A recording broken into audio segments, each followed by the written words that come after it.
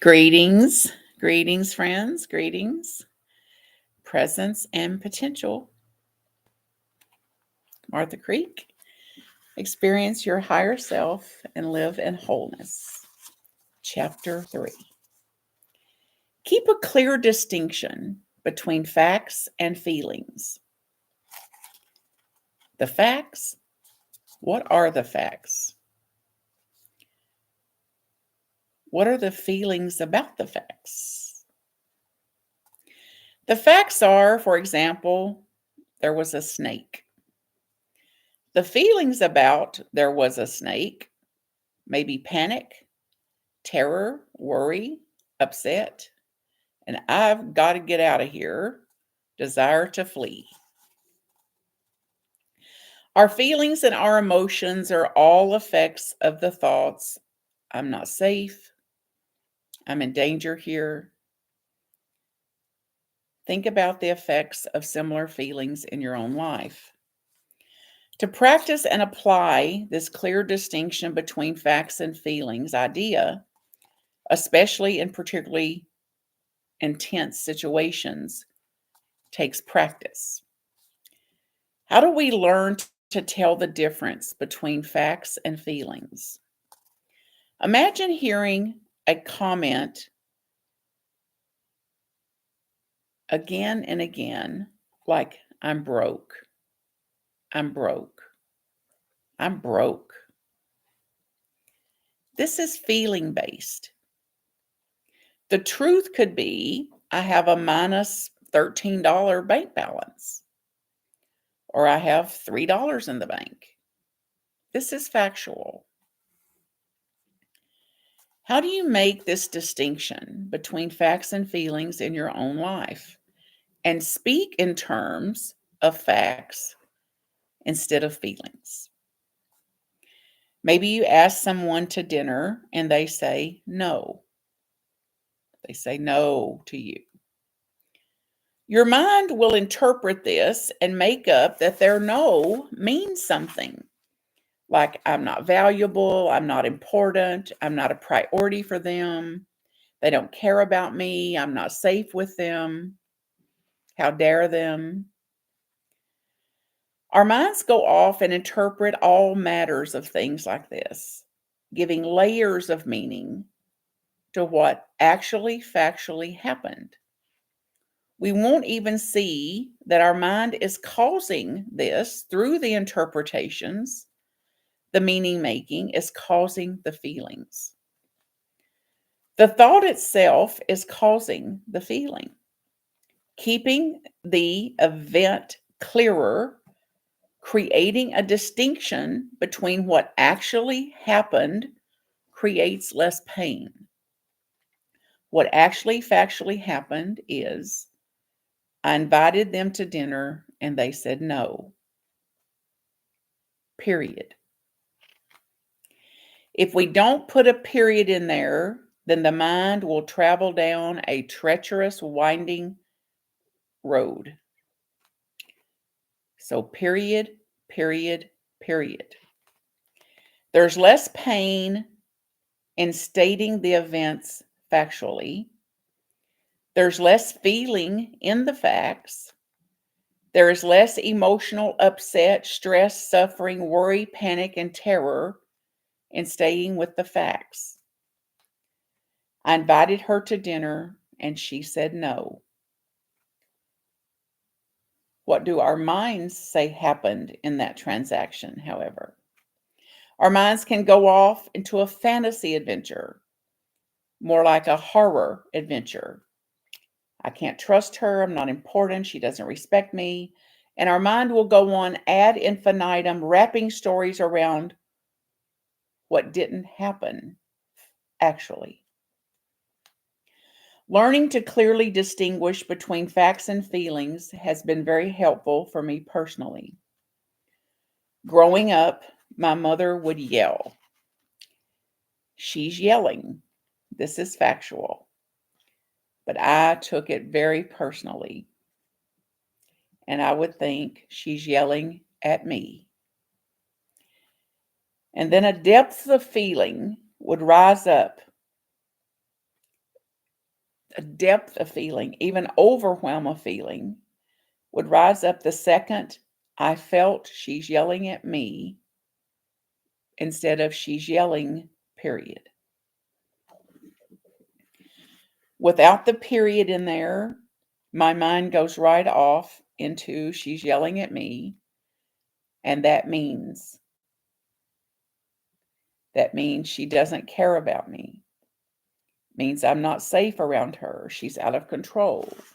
She's all sorts of things. She's not regulated. Thoughts that are much more terrifying than just witnessing and holding space with a woman who happens to be yelling. And as an add-on note, children cannot do this, are not expected to do this. What I'm learning here today is for whatever's up the road and to gain some perspective about what happened back there. Radically over time, I've been able to understand where the yelling is coming from. To gain some compassion and humility about it has been very powerful and freeing for me.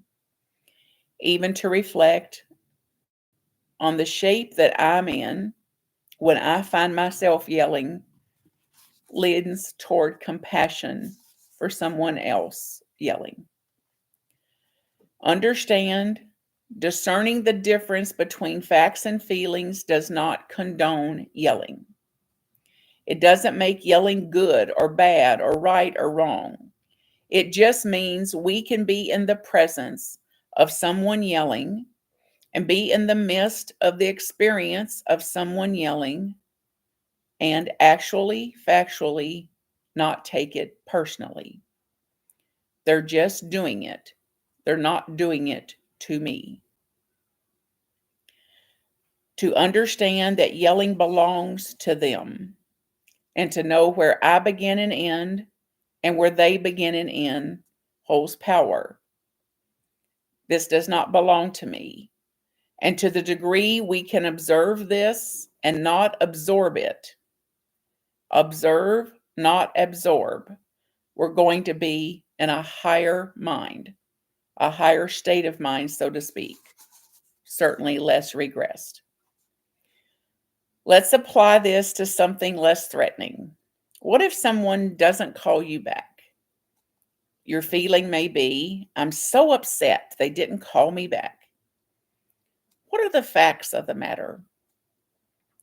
They didn't return my call. They didn't call you back. Where would the emotion be in that if you simply stayed factual about it?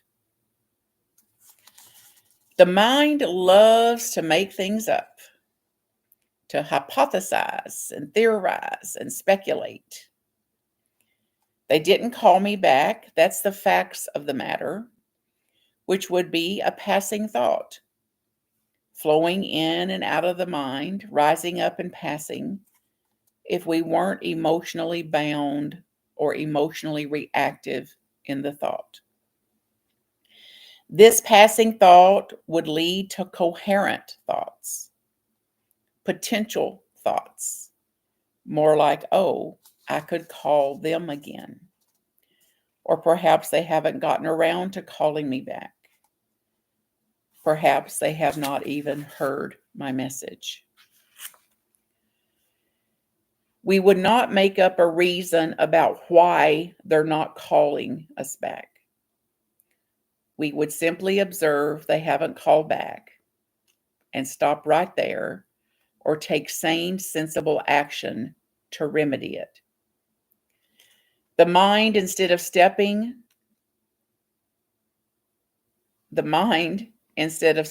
right there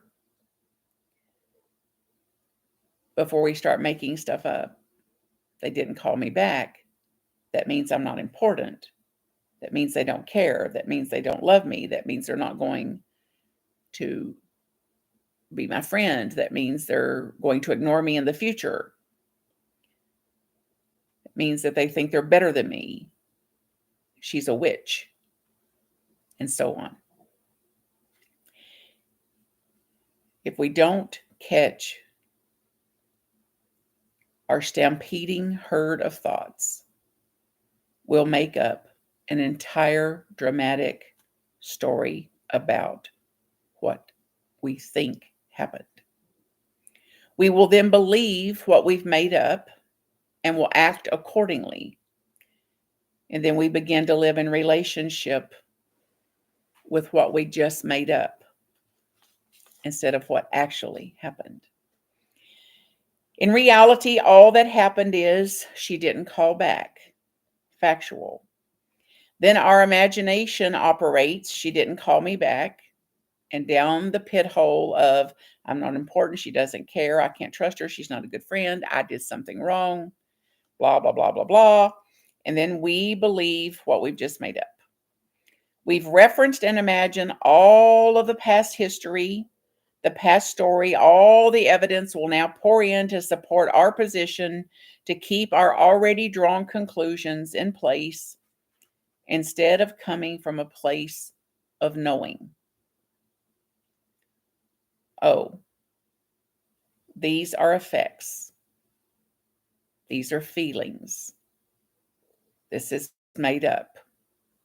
This is imagination. I cannot absolutely know this for sure. Our emotional bindings and our emotional reactivity are created in the imagination from our hurts in the past, from our history, from what we took on from our little formative years, times in our families of origin when we didn't get our way, and the meaning we made up around similar incidents. In this practice, distinction between facts and feelings, we are creating and keeping a clearer distinction. Feelings, the imagination and the emotional binds, the emotional reactivity of making up something about what actually happened versus living from the facts of the matter. Less burdened, less bound. She didn't call back, leaves us empowered, resourceful, creative, innovative, thoughtful, and very focused on what it is we're wanting to achieve. What is my goal in this interaction? What is my goal in this situation? It leaves us clearer about our objectives and moving forward in the direction that interests me. Blessings, friends. MarthaCreek.com to contact me.